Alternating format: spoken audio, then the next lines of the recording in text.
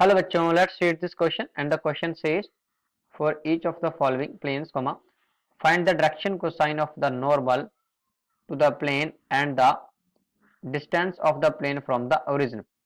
3y plus 5 equal to 0. So the key concept for this particular question is key concept. देखो जो equation होती है plane की इन vector form में वो होती है vector R dot N cap equal to P, फिर वेक्टर आर जो है पोजीशन वेक्टर होता है एंड एन जो है unit vector and P is the perpendicular distance from origin to the plane उस नॉर्मल की होती है। सो यहाँ और जैसा कि हम जानते हैं कि एन कैप जो है वो इक्वल होता है L I cap plus M J cap plus N K cap and यहाँ पर एलिमेंट हमारे क्या होते हैं, एलिमेंट हमारे होते हैं इसके डायरेक्शन कोसाइन, डायरेक्शन कोसाइंस होते हैं हमारे नॉर्मल्स उस नॉर्मल के। ठीक है, तो यहाँ हमें इसकी डिस्टेंस फाइंड करनी है और डायरेक्शन कोसाइन फाइंड आउट करने। तो अब हम क्या करते हैं कि हमें इक्वेशन दी हुई है, उस कार्टेशियन फॉर्म में इक्वेशन दी हुई है प्लेन की, उसको कन्वर्ट करते हैं वेक्टर फॉर्म में एंड देन कंपेयर करेंगे इस इक्वेशन के साथ, तो हमें यहाँ से मिल जाएंगे। चलिए स्टार्ट करते हैं। तो यहाँ हमें गिवन है equation of plane, equation of plane वह है 3y प्लस 5 इक्वल टू 0। यहाँ से ये हो जाएगा 3y इक्वल टू -5 एंड यहाँ -y इक्वल टू आ जाएगा 5/3 और यहाँ से हम लिख सकते हैं इन वेक्टर फॉर्म में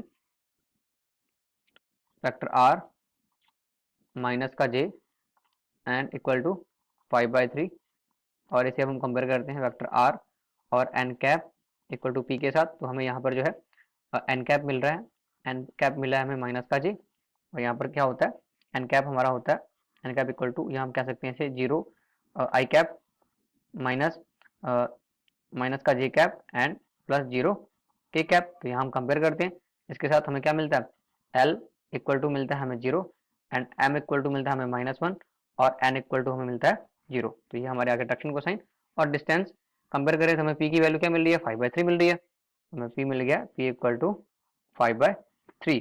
सो हम कह सकते हैं यहाँ पर कि hence direction cosine of the normal to the plane क्या है, वह 0, -1, 0 एंड जो डिस्टेंस है एंड जो डिस्टेंस है distance from origin to plane, so वो कितनी है, वह p equal to 5/3। So the final answer is p equal to 5/3. Hope you understood it well. Best of luck.